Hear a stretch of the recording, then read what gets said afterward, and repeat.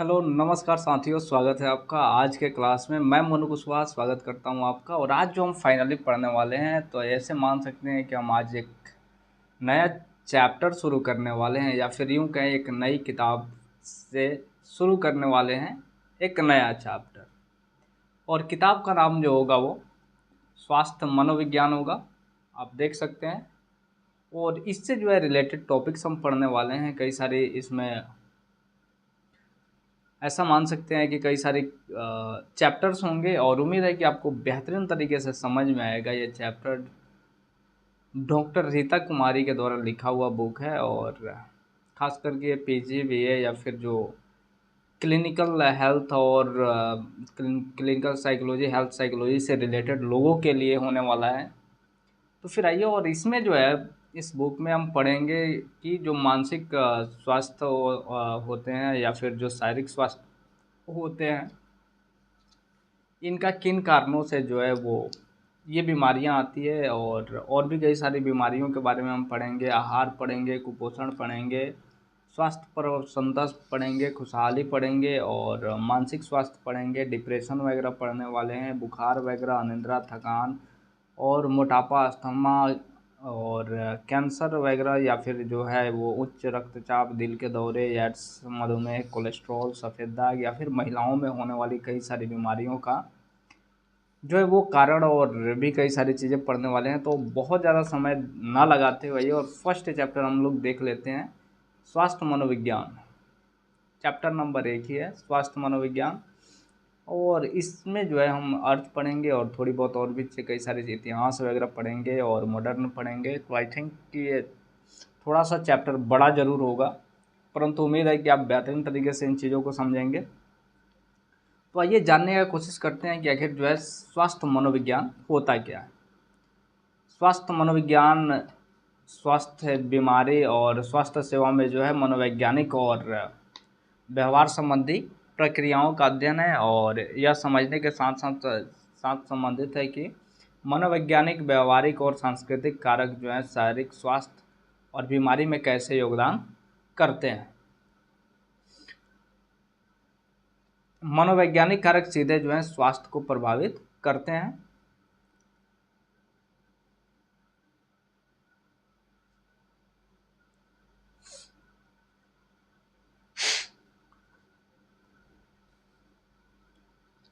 दूसरे शब्दों में हम मान सकते हैं कि स्वास्थ्य मनोवैज्ञानिक जो है एक बायोप्सी कोशियल दृष्टिकोण लेते हैं। दूसरे शब्दों में जो है स्वास्थ्य मनोवैज्ञानिक व्यवहार और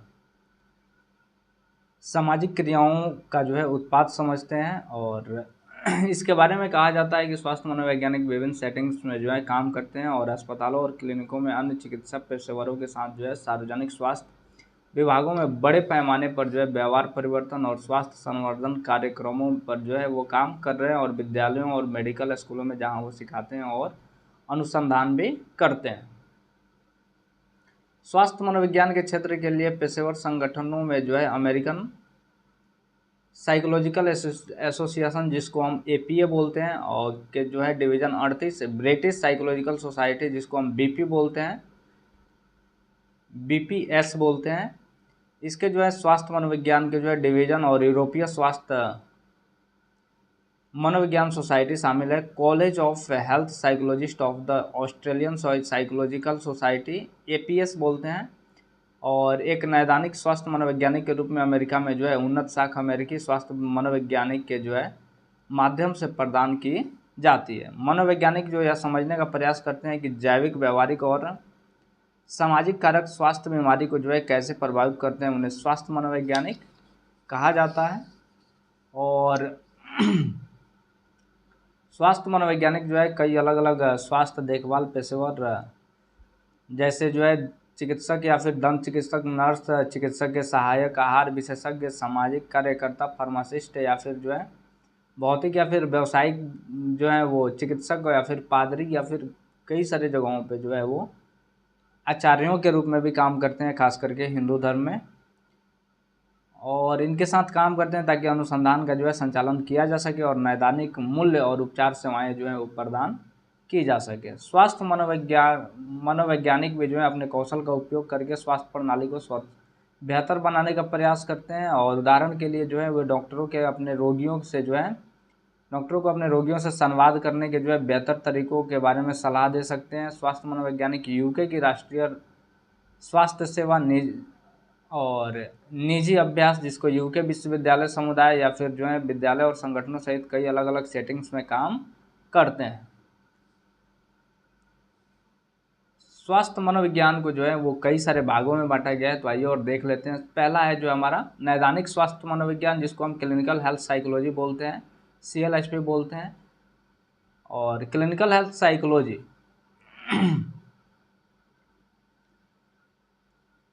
वैज्ञानिक ज्ञान का अनुप्रयोग है जो स्वास्थ्य मनोविज्ञान के क्षेत्र से निकला है और नैदानिक प्रश्नों के लिए जो स्वास्थ्य देखभाल के क्षेत्र में उत्पन्न हो सकते हैं।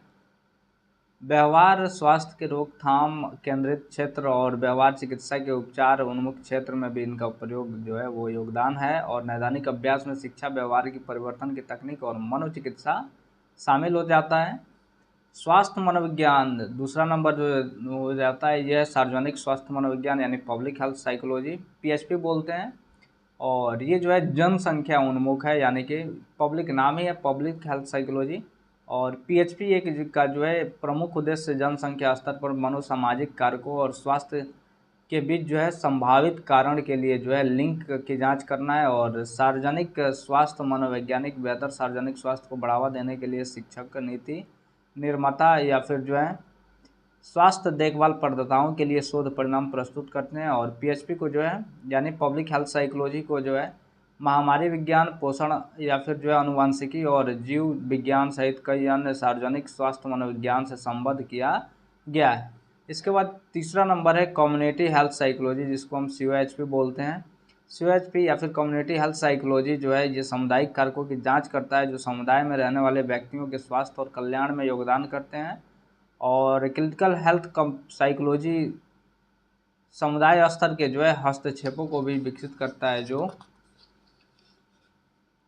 बीमारी का मुकाबला करने और शारीरिक और मानसिक स्वास्थ्य को जो है बढ़ावा देने के लिए डिजाइन किए गए हैं।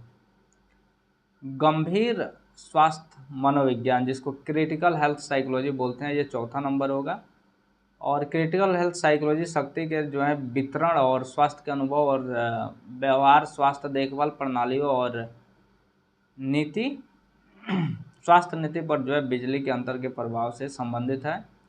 और क्रिटिकल हेल्थ साइकोलॉजी सामाजिक न्याय और सभी जातीय, लिंग, आयु और लैंगिक आर्थिकों पदों के लिए जो है स्वास्थ्य के जो है सार्वभौमिक अधिकार को जो है प्राथमिकता देता है। स्वास्थ्य मनोवैज्ञानिक विविध अनुसंधान विधियों को नियोजित करते हैं। इन विधियों में जो है नियंत्रित यादृच्छिक प्रयोग, अर्ध प्रयोग, अनुदैर्ध्य अध्ययन या फिर जो है समय श्रृंखला के डिजाइन, क्रॉस अनुभागीय अध्ययन, केस नियंत्रण अध्ययन, गुणात्मक अनुसंधान के साथ साथ कार्रवाई अनुसंधान शामिल है। और स्वास्थ्य मनोवैज्ञानिक हृदय रोग, धूम्रपान की आदत और स्वास्थ्य के लिए जो है धार्मिक विश्वास, शराब का उपयोग, सामाजिक समर्थन, रहने की स्थिति और भावनात्मक जो है स्थिति, सामाजिक वर्ग और आर्थिक स्थिति सहित जो है ये स्वास्थ्य संबंधी घटनाओं को जो है एक विस्तृत जो है श्रृंखला का अध्ययन करते हैं। कुछ स्वास्थ्य मनोवैज्ञानिक नींद की समस्याओं, सिर दर्द, शराब की समस्याओं आदि के साथ व्यक्तियों का इलाज करते हैं। आखिर साइकोलॉजी जो है ये हेल्थ साइकोलॉजी, इसका जो है उत्पत्ति और विकास कैसे हुआ, आइए और इसको हम देख लेते हैं। फिर इसके बाद थोड़ा आगे जाके और भी बेहतरीन चीज़ें हमें देखने को मिलेगी। तो स्वास्थ्य के जो है मनोवैज्ञानिक कारकों का जो है अध्ययन 20वीं शताब्दी के शुरुआती दिनों में किया गया था। संयुक्त राष्ट्र अमेरिका में जो है ये 1970 के दशक में स्वास्थ्य मनोविज्ञान के एक अलग अनुशासन के रूप में उभरने लगा। 20वीं शताब्दी के मध्य में जो है स्वास्थ्य व्यवहार का प्रभाव की जो है दावा की बढ़ती समझ थी। उदाहरण के लिए जो है 1960 के दशक में शुरू हुए अल्मेड़ा काउंटी अध्ययन से पता चला है कि जो लोग नियमित रूप से भोजन खाते हैं, एक स्वस्थ वजन बनाए रखा और पर्याप्त नींद प्राप्त की, धूम्रपान नहीं किया, थोड़ी शराब पी और नियमित रूप से व्यायाम करना बेहतर था, और वह व्यक्ति के जो है उसका जीवन वो स्वस्थ भी रहा और लंबा जीवन वो जी के गया।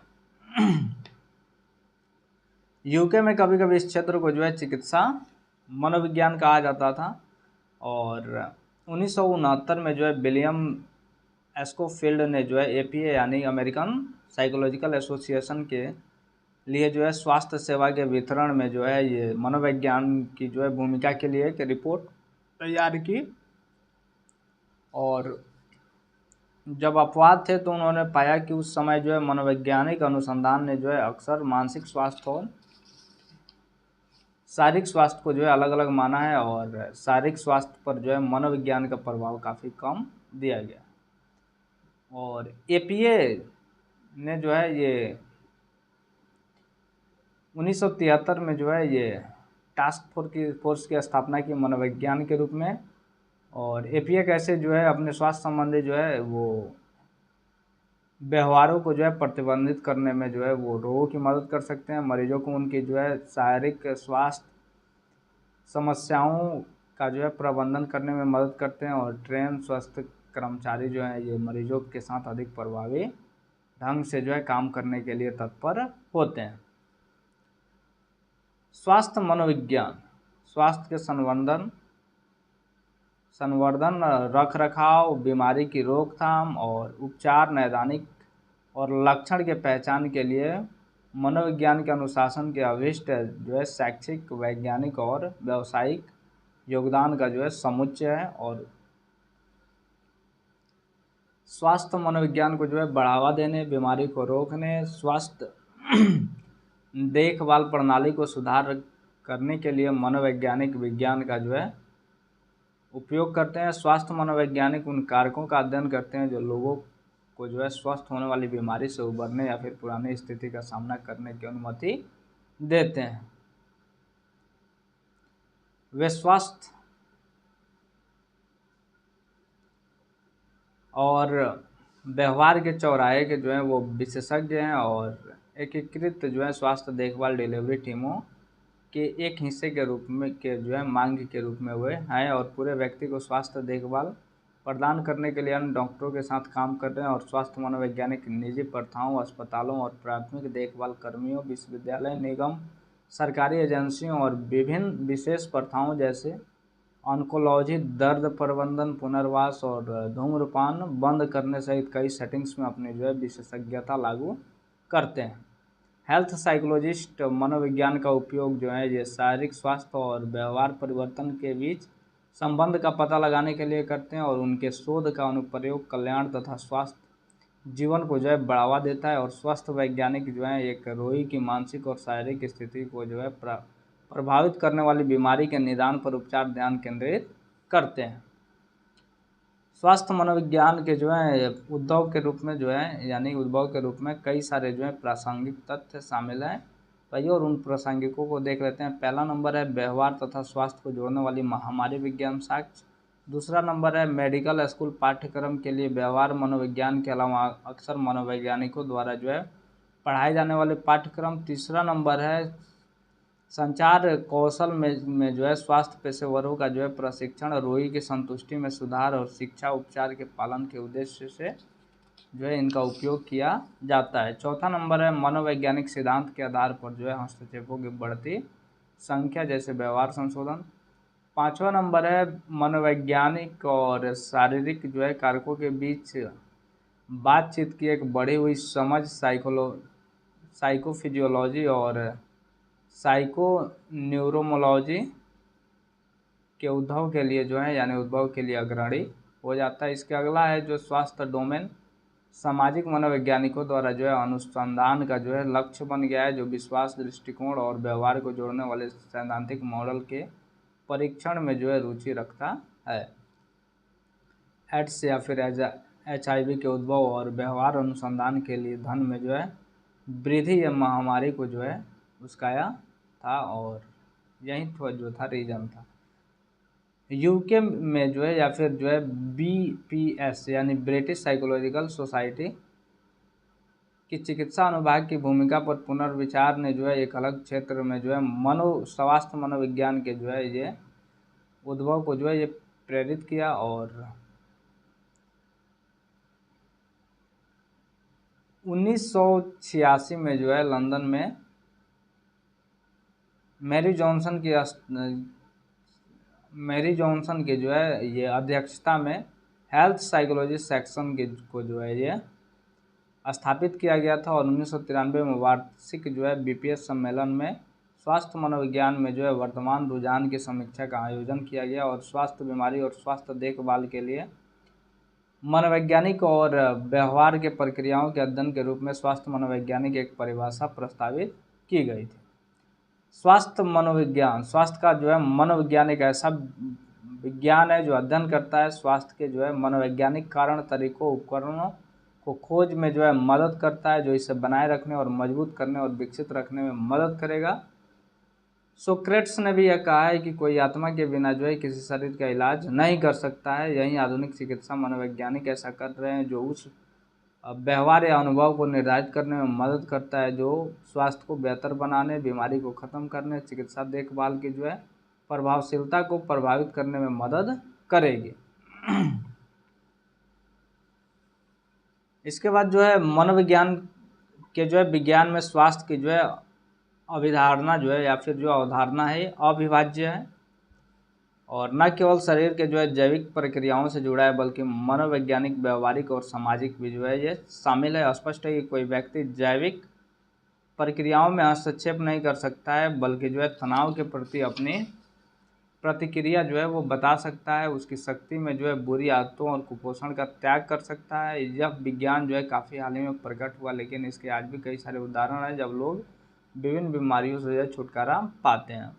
मानव जो है समाज का प्रमुख और अभिन्न जो है ये अंग है और स्वास्थ्य के जो है उत्तम स्तर को प्राप्त करना उसकी मूलभूत जो है ये अस्तित्वात्मक जो है ये आवश्यकताओं में एक बृहद अर्थ में खुशहाली और प्रत्येक मानव समूह तथा समाज का जो है लक्षित लक्ष्य है। और स्वास्थ्य स्वस्थ हो गया, मन हो गया और शरीर के का अर्थ जो है समय स्थान के साथ परिवर्तित होता है, परंतु प्रत्येक जाति एवं संस्कृति के लोगों के लिए इसका महत्व तो जो है वो सामान्य है। व्यक्ति अपनी व्यवहार कुशलता तथा संतोषप्रद तरीके से जीवन में समायोजन स्थापित करता है। जब व्यक्ति के मन में और जो है मस्तिष्क का सामंजस्य बिगड़ता है तो रुग्णता की स्थिति उत्पन्न होती है और व्यक्ति जो है स्वयं को मानसिक, शारीरिक, सामाजिक और आध्यात्मिक रूप से अस्वस्थ महसूस करने लग जाता है। हेल्थ शब्द की उत्पत्ति जो है जर्मन भाषा से हुई है और इसका अर्थ है होल हेल हॉली। स्वास्थ्य शरीर में जो है स्वस्थ मन निवास करता है और शारीरिक एवं मानसिक ऊर्जा एक दूसरे के पूरक है। विश्व स्वास्थ्य संगठन 1986 के अनुसार यानी WHO के अनुसार स्वास्थ्य शारीरिक के मानसिक और सामाजिक समर्था की एक स्थिति है, न कि एकमात्र बीमारी की अनुपस्थिति। मार्क्स और उसके जो है साथी के अनुसार जो है ये 2005 में उन्होंने कहा कि स्वास्थ्य जो है ये शारीरिक, सांस्कृतिक और मानसिक एवं आध्यात्मिक और समाज समरसता की स्थिति है, न कि केवल एक बीमारी की अनुपस्थिति है। ऐसे विश्व स्वास्थ्य संगठन 1986 के अनुसार जो है स्वास्थ्य उत्थान एक ऐसी प्रक्रिया है जो लोगों को अपने स्वास्थ्य को जो है सुधारने एवं नियंत्रित करने के योग्य बनाते हैं। यानी health promotion is a process which enables the people to increase control over and to improve their health. लेडीज और बॉल्स के अनुसार जो है मानसिक मानसिक स्वास्थ्य के निरोध अथवा जो है आरोग्य या फिर दोनों के जो है उपायों का जो है क्रमबद्ध प्रयोग है। इस परिभाषा से जो है कुछ बातें जो हैं उभर कर सामने आती है, याद रखिएगा क्योंकि बहुत सारे जो है क्वेश्चंस इसमें बनने वाले हैं। पहला नंबर है कि स्वास्थ्य जो है ये मानसिक स्वास्थ्य जो है मानसिक स्वास्थ्य विज्ञान जो है एक विज्ञान है और शारीरिक स्वास्थ्य विज्ञान की तरह यह भी एक समर्थक विज्ञान है। और दूसरा नंबर है यह विज्ञान का संबंध जो है इस विज्ञान का ये मानसिक स्वास्थ्य से। और तीसरा नंबर है कि इस विज्ञान का उद्देश्य जो है ये कार्य कुशलता को बढ़ाना और ज़्यादा से ज़्यादा जो है सुख प्राप्त करना है। इसके बाद जो है स्वास्थ्य मनोविज्ञान व्यवहार चिकित्सा के आधार पर विकसित की गई है और इसका जो है मुख्य कार्य ये व्यवहार मनोविज्ञान चिकित्सा और निवारक चिकित्सा में एक भूमिका रहा है और एक सैद्धांतिक अनुसंधान और व्यवहारिक अनुप्रयोग व्यवहार सिद्धांत कार्यक्रम सीखने, व्यवहार स्वास्थ्य और अनुकूलित जो है पलटा सिद्धांत की जो है एकीकृत जो है उपयोग की घटना है। और धूम्रपान, शराब पीने, अधिकतम नमक और जो है अधिकतम मसाला वाले आहार जो है ये की सलाह जो है सीमित करने के बारे में जानकारी प्रदान करने और व्यायाम बढ़ाने के लिए जो है वैज्ञानिक तरीकों से उपयोग को बढ़ावा देने और उचित रहने वाले सिस्टम की स्थापना करने की जो है वकालत भी ये करता है। स्वास्थ्य व्यवहार की जो है कुछ विशेषताएं हैं, आइए उनको हम देख लेते हैं। पहला नंबर है अच्छे स्वास्थ्य को बनाए रखने और बीमारी को रोकने के लिए एक क्रिया है। दूसरा नंबर है यह समग्र स्वास्थ्य का जो है एक निर्धारक है। तीसरा नंबर है यह व्यक्ति के मानसिक स्वास्थ्य और मनोवैज्ञानिक अवस्था पर अत्यधिक निर्भर है। चौथा नंबर है यह व्यक्तियों और आबादी में जो है स्वास्थ्य और कल्याण को आकार देता है। पांचवा नंबर है यह व्यक्तिगत, जैविक और मनोवैज्ञानिक, संगठनात्मक, वातावरण और नीति स्तरों सहित कई स्तरों पर जो है प्रभावों से निर्धारित होते हैं। छठा नंबर है स्वास्थ्य व्यवहार एकीकृत और गतिशील माप पर जोर देते हैं। सातवां नंबर है हमारे व्यवहारों और निर्धारकों और परिणामों दोनों को समझने में हमारी मदद करता है। आठवां नंबर है विभिन्न व्यवहारों और आबादी पर हमारे व्यवहार के प्रभाव को अधिक करता है। स्वास्थ्य मनोविज्ञान के उद्देश्य क्या है, ये बहुत ही ज़्यादा इम्पोर्टेंट हो जाता है ये, और इसको हम देख लेते हैं। स्वास्थ्य मनोविज्ञान जो है व्यवहार चिकित्सा के आधार पर विकसित है और इसका जो है मुख्य कार्य व्यवहार और स्वास्थ्य मनोविज्ञान के उद्देश्य को देखना है। तो इसके जो है दो मुख्य पहलुओं पर प्रकाश डाला जा सकता है। पहला नंबर है सिद्धांत को समझना, समझाना, विकसित करना और परीक्षण करना। उदाहरण के लिए बीमारी के कारणों की जो है व्यवहार की जो है कारणों में व्यवहार की भूमिका क्या है और क्या हम विश्वासों का अध्ययन करके और अस्वास्थ्यकर व्यवहार की जो है भविष्यवाणी कर सकते हैं। दूसरा नंबर है सिद्धांत को व्यवहार में लाना। उदाहरण के लिए यदि हम बीमारी में जो है व्यवहार की भूमिका को समझते हैं तो क्या अस्वास्थ्यकर व्यवहार हस्तक्षेप के लिए हो सकता है, और यदि हम विश्वास और व्यवहार को बदलते हैं तो क्या हम बीमारी की शुरुआत को जो है रोक सकते हैं। इसके बाद है स्वास्थ्य मनोवैज्ञानिक। स्वास्थ्य और बीमारी के जो है सभी क्षेत्रों में मनोविज्ञान की जो है भूमिका का अध्ययन करते हैं, जिसमें शामिल है पहला नंबर है लोग स्वास्थ्य और बीमारी के बारे में क्या सोचते हैं। दूसरा नंबर बीमार बनने में जो है स्वास्थ्य और व्यवहारों की भूमिकाएं क्या हैं। तीसरा नंबर है बीमारी के जो है अनुकूलन में के मामले में जो है बीमार होने का अनुभव क्या है। और चौथा नंबर है स्वास्थ्य पेशेवरों के साथ संपर्क। और पांचवा नंबर है बीमारी से मुकाबला। छठा नंबर है हस्तक्षेप की एक सीमा के साथ अनुपालन। और सातवां नंबर है बीमारी और जीवन की गुणवत्ता और दीर्घायु से जो है वसूली में मनोविज्ञान की भूमिका क्या है। इसके बाद हम पढ़ेंगे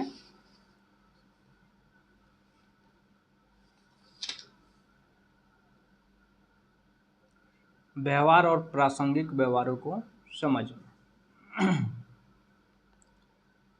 यानी understanding behavioural and contextual factors.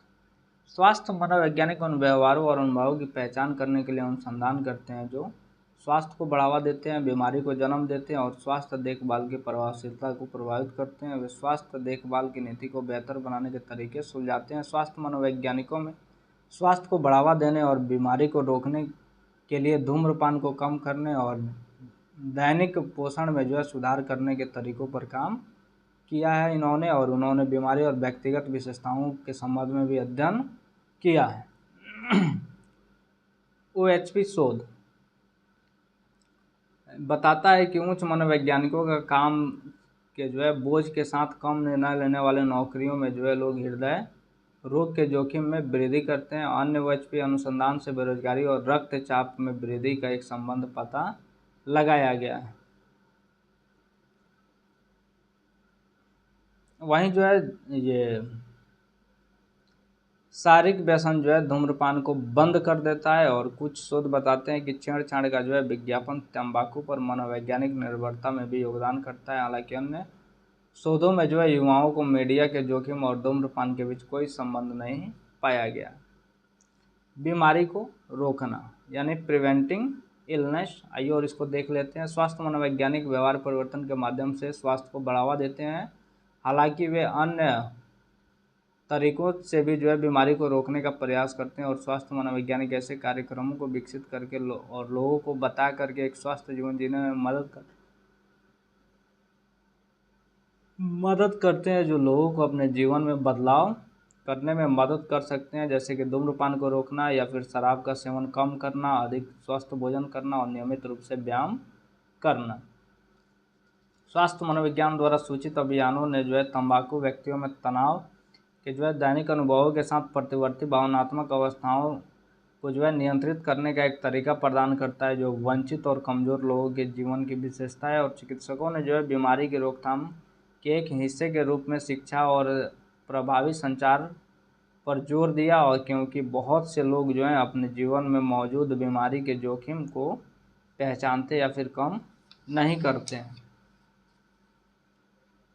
स्वास्थ्य मनोवैज्ञानिकों का उद्देश्य स्वास्थ्य पेशेवरों को जो शिक्षित करना भी है, और उनके जो है चिकित्सक और उनमें जो है चिकित्सक और नर्स भी शामिल है, जो मरीजों को जोखिम वाले कारकों को समझने, याद रखने और रणनीतिक प्रभाव को जो है लागू करने में, अवरोधों को दूर करने एवं स्वास्थ्यवर्धक व्यवहार में जो है बदलाव लाने के लिए प्रभावी रणनीति नियमों को लागू करने के तरीकों को प्रभावित करते हैं। अब इसके बाद है स्वास्थ्य का रोग का प्रभाव क्या पड़ता है, आइए और इसको हम देख लेते हैं। स्वास्थ्य मनोवैज्ञानिक इस बात की जांच करते हैं कि रोग व्यक्तियों के मनोवैज्ञानिक कल्याण को कैसे प्रभावित करता है। एक व्यक्ति जो गंभीर रूप से बीमार या घायल हो जाता है, कई अलग अलग व्यवहारिक तनावों का सामना करता है, और इस तनाव में जो है चिकित्सा और अन्य बिल जैसे पैसा जमा करने में समस्याएं, अस्पताल से जो है घर आने पर उचित देखभाल प्राप्त करने की समस्याएं, आश्रितों की देखभाल में बाधाएं, आत्मनिर्भरता की जो है भावना रखने के अनुभव, या फिर किसी बीमार व्यक्ति के रूप में एक नई अवांछित पहचान प्राप्त करने का अनुभव शामिल है। और इस तरह ये तनाव अवसाद को कम कर सकते हैं और आत्मसम्मान में कमी आ सकता है इत्यादि देखा गया। इसके बाद है स्वास्थ्य को निर्धारित करने वाले कारक क्या है, आइए और इसको देख लेते हैं। पहला नंबर है सांस्कृतिक सामाजिक नेटवर्क, इतिहास, नस्लवाद, सामाजिक आर्थिक नुकसान। इनमें कुछ कारकों से जुड़े मनोवैज्ञानिक संकट एक जटिल तरीके से स्वास्थ्य व्यवहार को प्रभावित करने के लिए बातचीत करते हैं। दूसरा नंबर है सांस्कृतिक पहचान और विशिष्टता को बनाए रखने की इच्छा जो है स्वास्थ्य जोखिम पर व्यवहार पर सकारात्मक और नकारात्मक दोनों प्रभाव डालता है। कई लोगों पे सकारात्मक तो कई लोगों पे इसका नकारात्मक प्रभाव पड़ता है। तीसरा नंबर है परिवार और परिजनों के लिए मजबूत सामाजिक स्तंभ, जो संस्कृति दायित्वों के तेज हैं या फिर सकारात्मक स्वास्थ्य व्यवहार की पुष्टि और बाधित करता है। चौथा नंबर है स्वदेशी और गैर स्वदेशी सामाजिक संबंध, जो है नेटवर्क के बीच अलगाव, जो हांसी और नस्लवाद को जो है बढ़ावा दिया गया था, स्वास्थ्य व्यवहार पर जो है सामाजिक नेटवर्क के प्रभाव को प्रभावित कर सकता है। इसके बाद है स्वास्थ्य मनोविज्ञान के अवयव क्या हैं, आइए और इसको देख लेते हैं। अवयव तो बहुत सारे हैं, लेकिन आइए और उनमें से हम कुछ देख लेते हैं। पहला नंबर है शारीरिक स्वास्थ्य। यह घटक जो है पोषण से संबंधित है, और एक स्वस्थ व्यक्ति कैसे खाता है, व्यायाम करता है और आराम करता है, इन्हीं चीज़ों पे वो जो है वो ऐसा मान सकते हैं कि अध्ययन करता है। और इसके बाद है सामाजिक स्वास्थ्य। यह जो है रिश्ते की गुणवत्ता के साथ करना है, जैसे कि दोस्त, परिवार या फिर के सदस्य, शिक्षक एवं अन्य लोगों के साथ संपर्क में है। और इस क्षेत्र में जो है कल्याण प्राप्त करने के लिए दूसरों का सम्मान करना चाहिए जिस तरह से वे हैं। उन लोगों से बचें जो आपके साथ जो है बिना किसी सम्मान और सहिष्णुता के साथ व्यवहार करते हैं, और पता है कि कैसे झगड़े की आवश्यकता के बिना जो है मुखर रूप से जो है बात करने और सुनने के द्वारा जो है समस्याओं को संभालना है, और दूसरे को अभिव्यक्त करने की आवश्यकता है, और सहकर्मी के दबाव से बचा जा सकता है। केवल सीधे संपर्क द्वारा जो है निर्मित रिश्तों के माध्यम से सामाजिक क्षमताओं को विकसित करने में सक्षम होगा, जो किशोर को जो है बेहतर नागरिक और बेहतर व्यक्ति बनने में मदद करेगा। इस माध्यम से एक मजबूत और निश्चित जो है नेताओं का निर्माण होता है, और वे आधुनिक दिनों की जो है समाज को आवश्यकता होती है। इसके बाद है भावनात्मक स्वास्थ्य, आइए और इसको हम देख लेते हैं।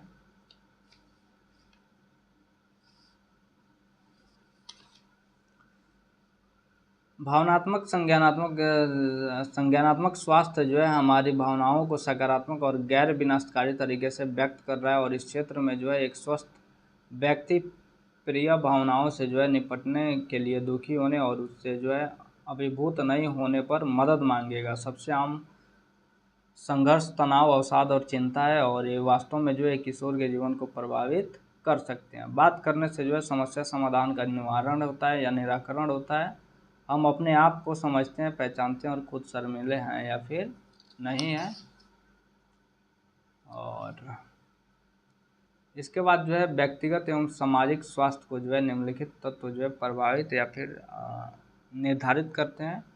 पहला नंबर है मानव शरीर, दूसरा नंबर है वातावरण, तीसरा नंबर है जीने के विभिन्न तरीके, चौथा नंबर है आर्थिक स्थिति, पांचवा नंबर है स्वास्थ्य सेवाएं, छठा नंबर है वंश परंपरा, सातवां नंबर है पारिवारिक वातावरण, आठवां नंबर है विद्यालय एवं समुदाय, नौवां नंबर है शारीरिक स्वास्थ्य, दसवां नंबर है मौलिक स्वास्थ्य की संतुष्टि, और 11वां नंबर है मानसिक विकृतियों के प्रति गलत मनोवृत्ति। तो पहला नंबर है प्रत्येक जो है मानव की शारीरिक और मानसिक रूपरेखा जो है उसकी आनुवंशिकता के आधार पर प्राकृतिक होती है, और उर्वरक के बाद जो है इन आनुवंशिक रूपरेखाओं का परिवर्तन करना संभव नहीं होता है। दूसरा नंबर है व्यक्ति दो प्रकार के वातावरण में रहता है। प्रथम आंतरिक, उसके जो है शारीरिक से संबंधित, या फिर द्वितीय जो है बाह्य, जो बाहर की जो है मिट्टी, पानी, भोजन आदि से संबंधित होता है। तीसरा नंबर है स्वास्थ्य, व्यक्ति जो है रहन सहन के तरीके से भी प्रभावित होता है। व्यक्तिगत स्वच्छता आदतें, व्यवहार एवं स्वास्थ्य संबंधी ज्ञान उसके स्वास्थ्य के स्तर को निरंतर जो है प्रभावित करते रहते हैं। और शारीरिक स्वास्थ्य, वस्त्रों की स्वच्छता, सही आसन, खाने पीने और परिश्रम और नींद की सही आदतें, उचित मानसिक दृष्टिकोण आदि से जो है स्वास्थ्य उन्नत बनता है। चौथा नंबर है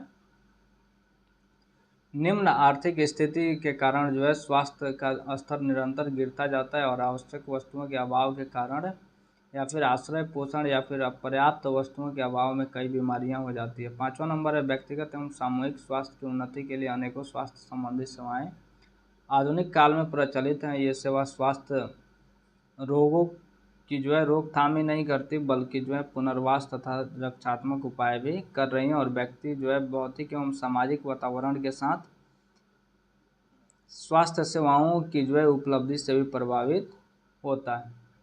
इसके बाद छठा नंबर है वातावरण में जो है वंश परंपरा से मानसिक स्वास्थ्य की सीमा निर्धारित होती है, और मन में से जो है स्वस्थ माता पिता की संतान जो है मानसिक रूप से स्वस्थ होती है, और मन से अस्वस्थ माता पिता के बच्चे भी जो है समायोजित तथा मन से जो है स्वस्थ हो सकते हैं। सातवां नंबर है विशेष रूप से माता पिता तथा अभिभावकों का व्यवहार बच्चों के मानसिक स्वास्थ्य पर पड़ता है। जो माता पिता अपने सभी बच्चों के साथ समान व्यवहार करते हैं, उनके साथ हिल मिल कर खेलते हैं, बातचीत करते हैं, उनकी आवश्यकताओं को समझते हैं, यथासंभव पूरा करने की जो है कोशिश करते हैं, उनके सामने जो है लड़ाई झगड़ा से बचते हैं और अपने व्यवहारों को अच्छा बनाए रखने की कोशिश करते हैं, उनकी संतानें जो है मानसिक रूप से स्वस्थ होती है। आठवां नंबर है अच्छे शैक्षिक वातावरण किसी भी विद्यालय और समुदाय को स्वस्थ बना सकता है। वहाँ के बच्चे अच्छे ढंग से समायोजित और स्वच्छ मन के होते हैं। नौवां नंबर है